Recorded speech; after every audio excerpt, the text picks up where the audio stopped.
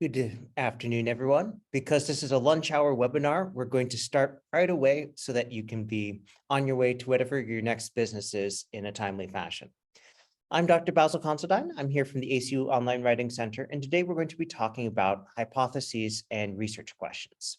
Now, this is a topic we can go into more or less depth depending on people's interest and the applications you have in mind. So if you don't mind sharing what brought you to this webinar in the chat room, that'll help us customize some of the content. But briefly, this is part of a new series, and so it's following last night's webinar, Survey 101 Preliminary Planning, where we looked at the kind of questions and concerns that might motivate you to start collecting data through a survey. And today we're going to be looking at how to craft hypotheses that you might test using your analysis of the results and the larger research questions that you might be trying to answer. And so this is going to be a hands-on webinar in the sense that we're going to not be looking at slide decks most of the time. We're going to be looking at assignment instructions and at a Word document. And I encourage questions because we offer these webinars based on the requests of students such as yourselves. So if you have any question, ask away. If you don't want to ask in the open chat, you can always send me a private message and we'll go from there. All right, let us take a look at the assignment instructions that we're using today. So we are going to be looking at a sample assignment, and you should just now be able to see that on your screen. So we're looking at Commo 291. So the larger course that this is drawn from happens to be survey research methods. So it's one of the many classes at ACU that you might take to learn how to collect and analyze data. Now, in our case, we're focusing on the design phase of specifically designing research hypotheses and research questions. And so let's take a moment to talk about what these are. So a hypothesis is something that you think might be correct, that you believe you have evidence to believe could be true, and then the variations that cover if you're not correct. So for example, I might hypothesize that there is a statistically significant relationship between two variables. And then I would have a null hypothesis, which would be if that hypothesis was not correct. And in your data collection and the analysis of your data, you're trying to find out, have you proven or disproven either of these hypotheses?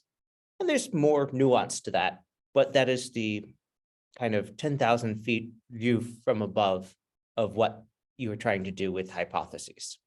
Now, let's talk a little bit more about issues, because if there is a particular topic that you are interested in, we can certainly use that as an example here. So I see in the chat that someone is doing a capstone project. Could you tell us generally what sort of thing you're interested in? And then we can just slant things into perhaps that discipline. I always think it makes a more engaging webinar when it's about something that you're interested in. So as some examples here, so in our nursing programs, they create what are called PICO questions. And so these are formulas for writing questions that ask things like, okay, well, what's the population or who are the patients that you're looking at? What are you testing? So the P is the population or patients. The I is the intervention, the thing that you're testing. Does this have some sort of effect? C is the comparison or control. That's how do you know what you are, what is going to happen, which is usually by comparing to a group that doesn't get the intervention or gets a different intervention. And the O is the outcome. You might also have a T, the time frame that you're measuring this. So for example, if we were looking at cancer rates from exposure to some substance, that's usually not something that happens overnight. It takes time for that to develop and appear and be diagnosed. So if we're checking occupational cancer rates for people who worked in a particular industry, we'd probably want to be looking some number of years afterwards, and that'll vary based on the substance. Yeah, if you're working, say, in nuclear research, there's some things that will get you very quickly and some that might get you decades down the line. And a lot of medical research is like that. Now, if we're talking education, you might be crafting a question based on trying to get answers to let you do something else. For example, we had one student who crafted their primary research question asking, well, what are the effective habits of principals who teach at turnaround schools? And so that they were looking at, okay, so you have to be working at a turnaround school to be giving data on this. They had to define what a successful principal meant. And then I think the metrics was, improving the grades on standardized state exams and on graduation and retention. And so the questions ended up being, okay, we want to know what are the habits of these successful people in order to inform teaching curriculum to try and prepare people for successfully turning around schools.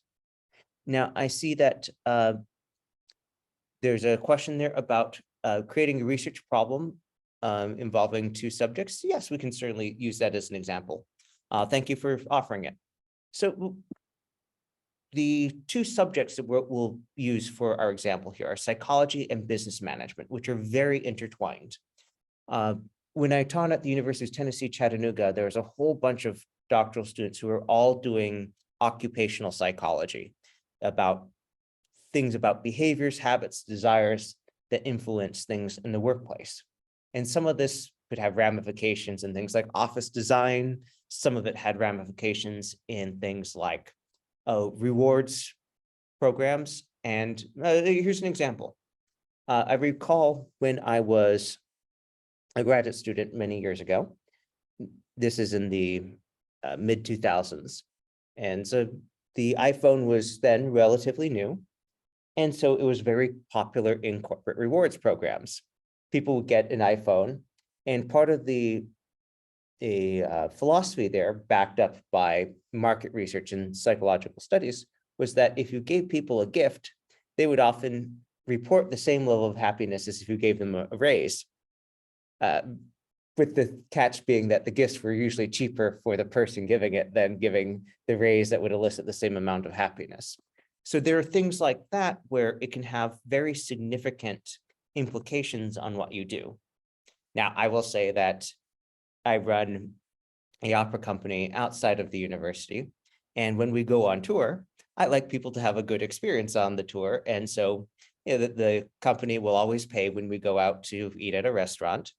And that is one of those things that if we added it up, probably people would be more happy if we were doing that versus paying them the same amount, because the way that experiences register in our memory. But we'll delve into that a little bit more later. Let's take a look at the instructions here, and then we'll come back to the how to craft research questions based on a particular problem that you have identified. So you can see the instructions here say that you're being tasked with writing a hypothesis and research question related to a question previously proposed. All right, for our purposes, we can create any question we want, but we want to distinguish between a broad question, a general thrust of an inquiry, versus specific research questions that we are trying to answer in order to do something. And usually the research question will start with a hypothesis, your guess, usually an informed guess, about what you think is going on. So let's go ahead and let's make a hypothesis about business and psychology. This will be a, shall we say, a hypothetical one, not necessarily one that I suggest that you do, but I think you will get the point.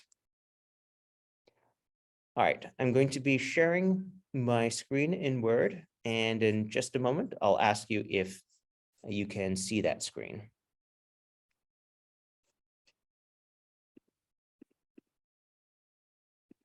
All right, please let me know if you cannot see my screen in Word. So I just have a blank copy of our course paper template.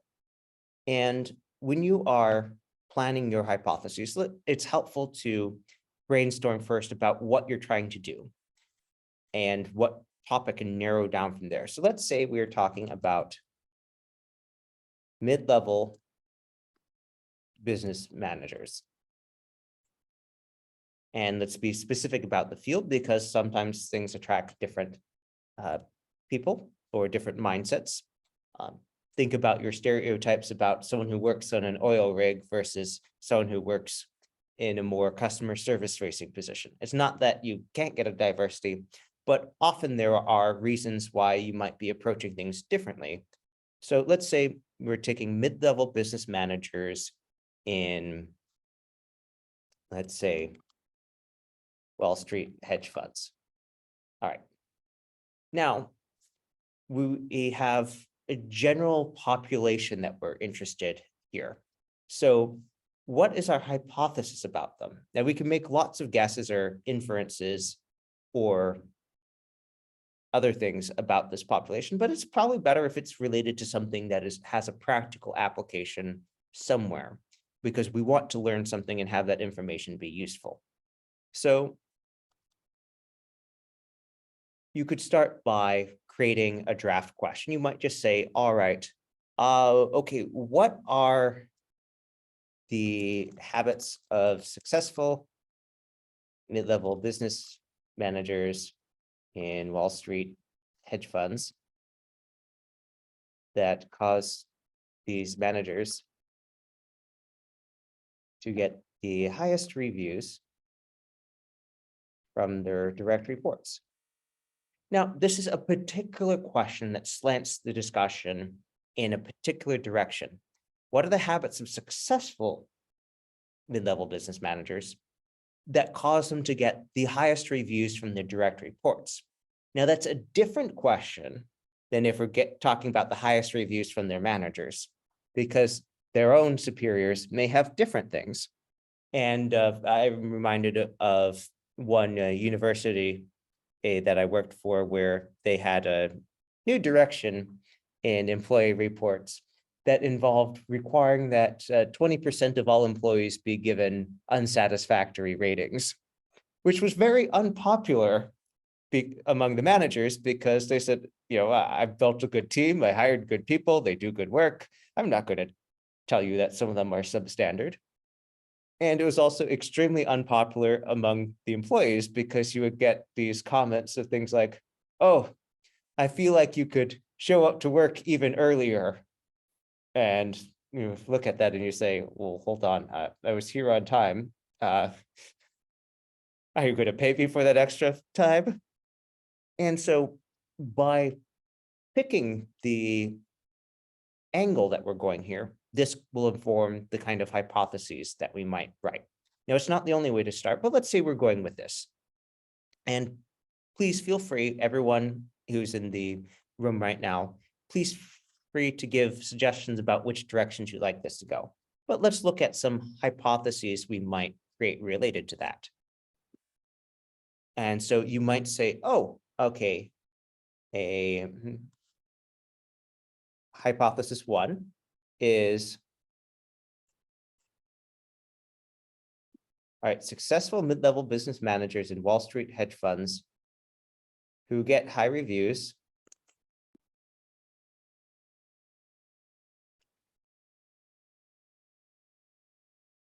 and how many?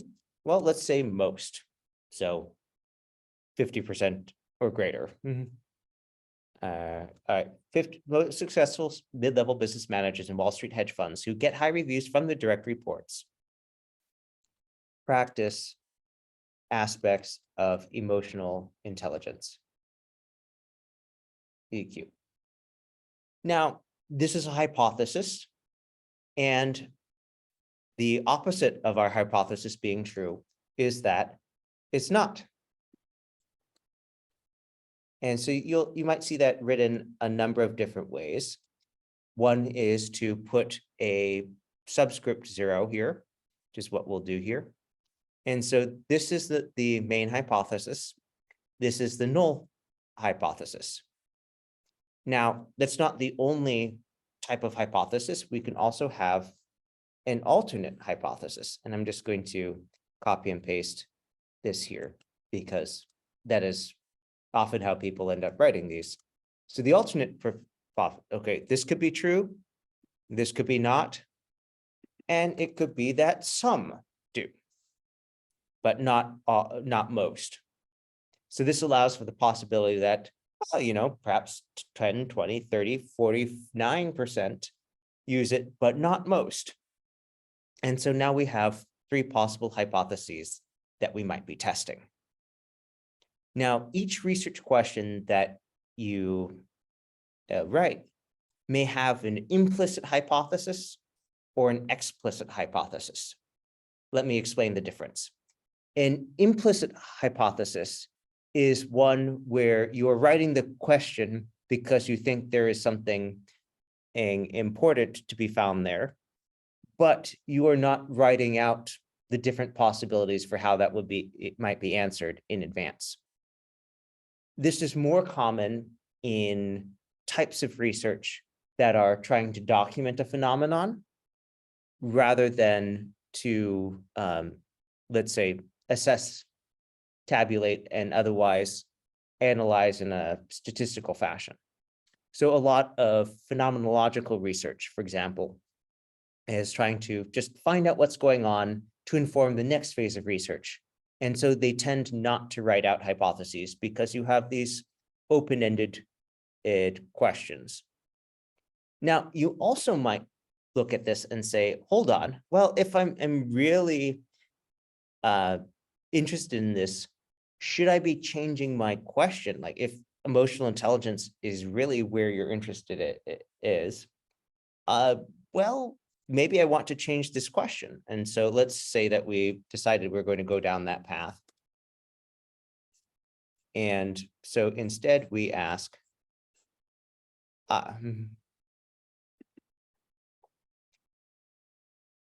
is emotional intelligence a common habit amongst successful mid-level business managers? All right, now, if you did this, let's start with the virtues first. The virtue here is that you're creating a question that aligns more closely with the hypotheses here. The downside is that you are creating a question that is actually less of a broad research question and more of a yes/no thing, the kind of thing that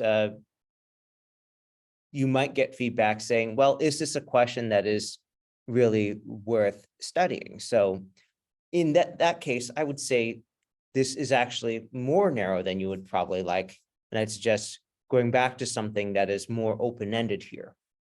And through gaming out these things, you might adjust your hypotheses or adjust your introduction to indicate why this very specific answer about emotional intelligence is what you are asking and proposing here. Now, let's go back to the assignment instructions for a moment. All right, you should see my web browser here. All right, so now it's talking about variable associations here. So if we're writing the specific type of hypothesis, a hypothesis about variables, then we're going to need a different type of question. So let's go back and look at how we might create a research question or a hypothesis that has to do with variables. So for variables, we're going to want to be dealing with 2 discrete things that can be tracked in some shape or form. So let's say our variable 1 is going to be employee happiness.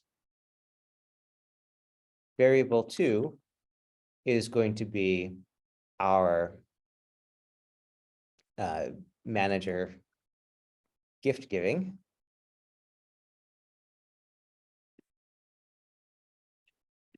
And variable 3 is going to be amount of gift given.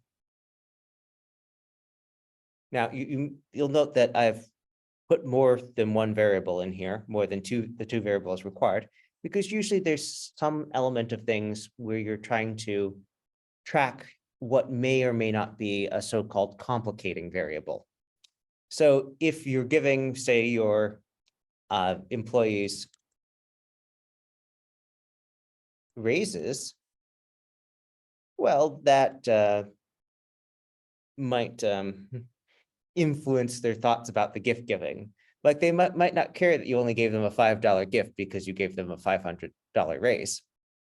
On the other hand, if you give them a $5 raise and you give them a $100 gift, they might be unhappy, even though they got a gift that was larger and they got a little raise, because there's like, well, $5 is insulting. So let's say we have these 4 variables here, and we want to craft a research question and hypotheses that relate to it. Well, we're probably going to be looking at things in some sort of statistical analysis. So keep that in mind as you formulate your question. For example, is there a statistically significant association between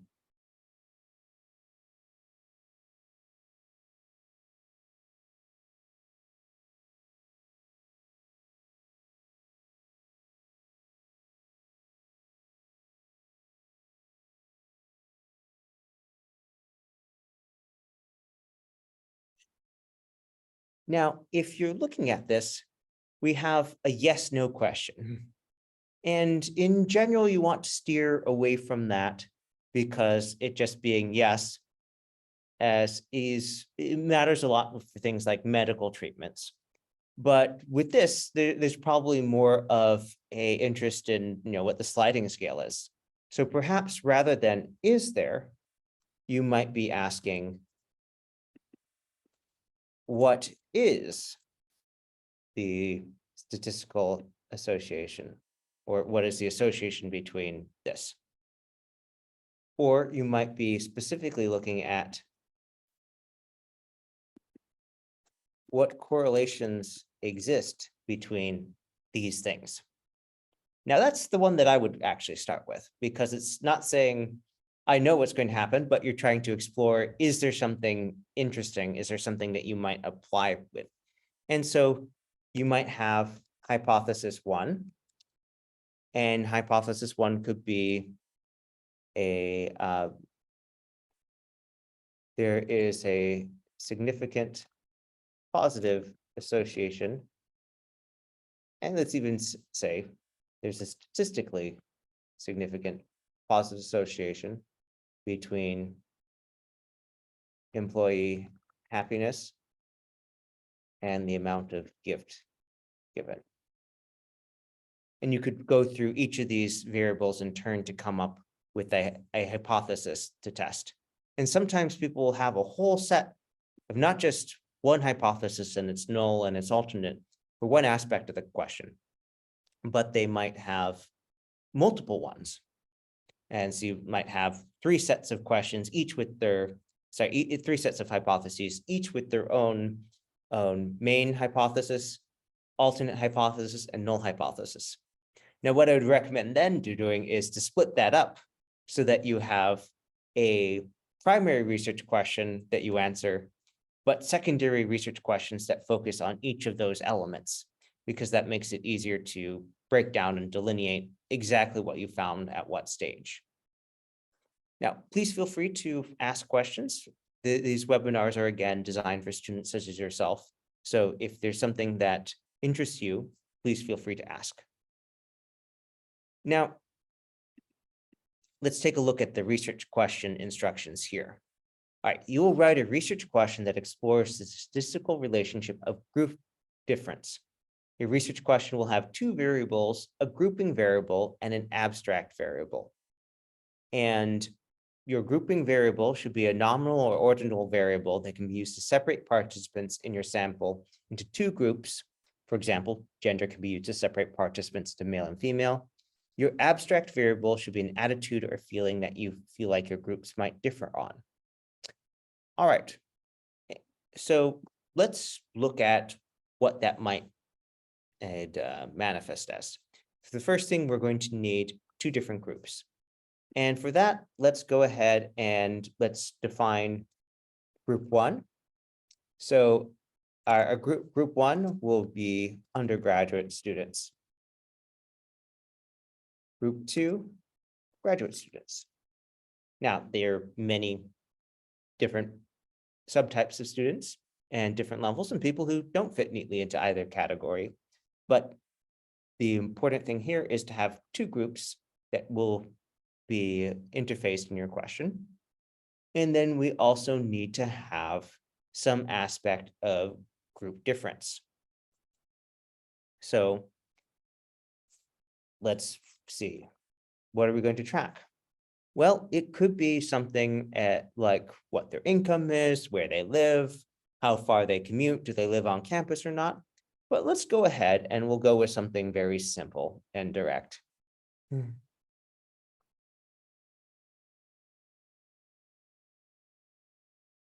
We'll go with menu preferences at university events. Now, my experience, having worked in and around academia for a while, is that if you have food, period, people are more likely to show up. But within that, there are lots of things where people planning university celebrations where they want lots of people to come up, and student clubs and organizations that want people to come to their events too, where you might be looking at, okay, well, do they want to have vegetarian and vegan options? Perhaps. Is pizza good for everyone? Do we need sandwiches? Do we need salads? Do we need to provide drinks? Do people want sodas or juice or just water? These are all the kinds of things that you might decide to explore when comparing groups like this that have parallel experiences, but where people are at different points in life. So let's say we were writing a research question about this. Now it could be a question about similarity, and I know that's not what this asks, but let's do similarity first. What are the common culinary interests of undergraduate and graduate students at university events? Now, this would be a harder question to answer on a national or global scale, but let's make it specific to a university. And let's say that's at ACU. Oh, these students at ACU. Okay, now this is about similarities, but let's use that to now look and see, okay, well, if we were doing this at from the perspective of finding differences, okay, what are the non-overlapping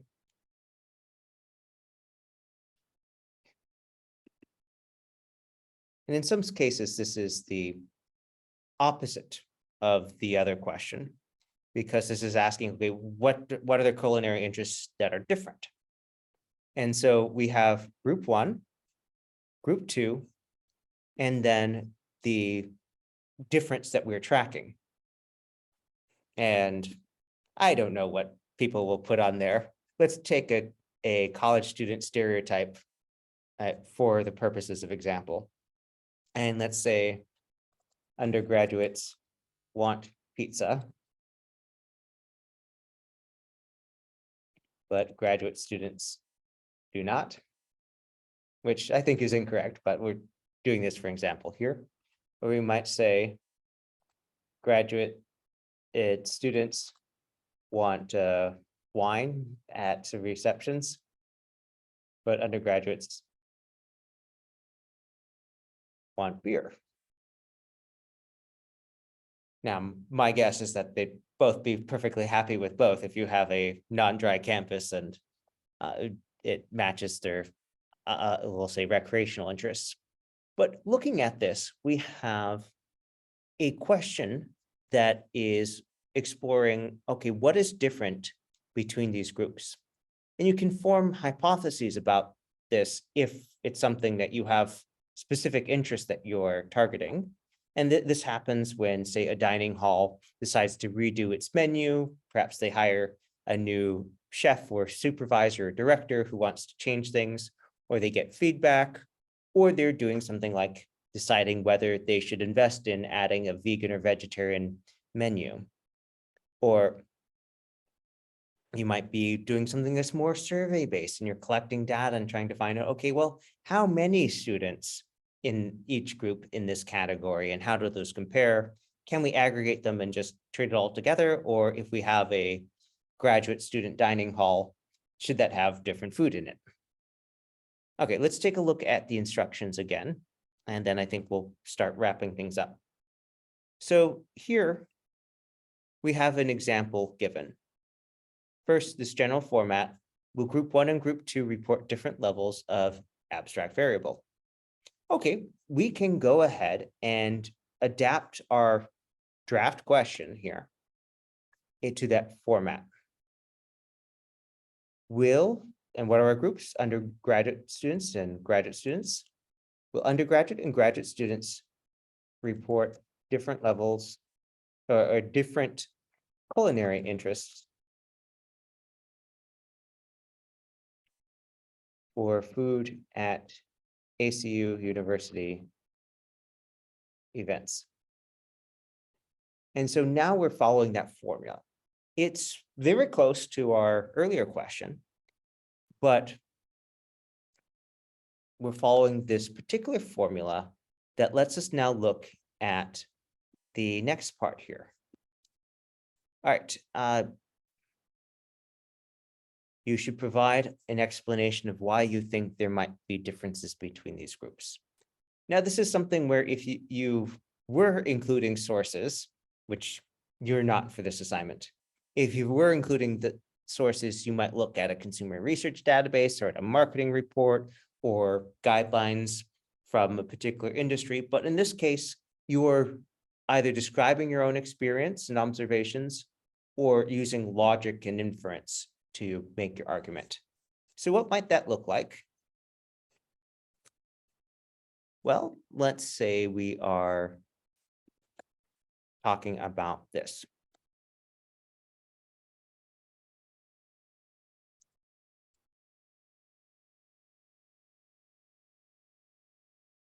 When you're just starting it out, you could just have a quick bulleted list. Eventually, you'll change that into sentences, but you might look at things like age differences or differences in average age.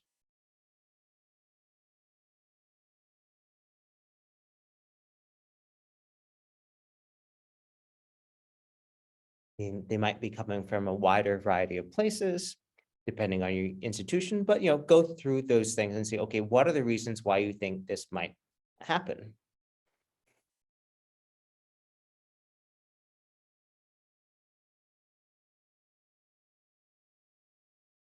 And it might be something where you're identifying, oh, here is a practical or logistical barrier that prevents things from being the same. At Boston University, where I did my graduate school, there's some fine dining halls. But the graduate students almost exclusively went to the one place that did not require that you swipe in for access. And most of the other dining halls were inside residence halls. So if you didn't live there or you weren't an on-campus student, you wouldn't have access. And so you might be using things like that to supply your description. Now, 50 words is not a lot. I can see just from selecting this is already 25 words. So you don't need a ton, but give us some basis for understanding why you think there might be some differences here. And whether you are designing something for a class, whether you're pitching something for a business, these are things that matter as far as showing this is something that we should put resources into. This is a question that is worth asking and worth answering. Now, I promised we'd be done in a timely fashion to get you off to your next business. So that is the rest of our presentation today. If you have any questions, or if you'd like to suggest a topic for another webinar, please feel free to send us an email at onlinewritingcenter@acu.edu. You can also schedule an appointment with the Writing Center by going to my.acu.edu and under the Resources drop-down tab, selecting Online Writing Center and just following the instructions from there. You can also go right to our website to view our other webinars, to download our APA course paper template, and many other things. With that, thank you for coming. Have a great rest of the day.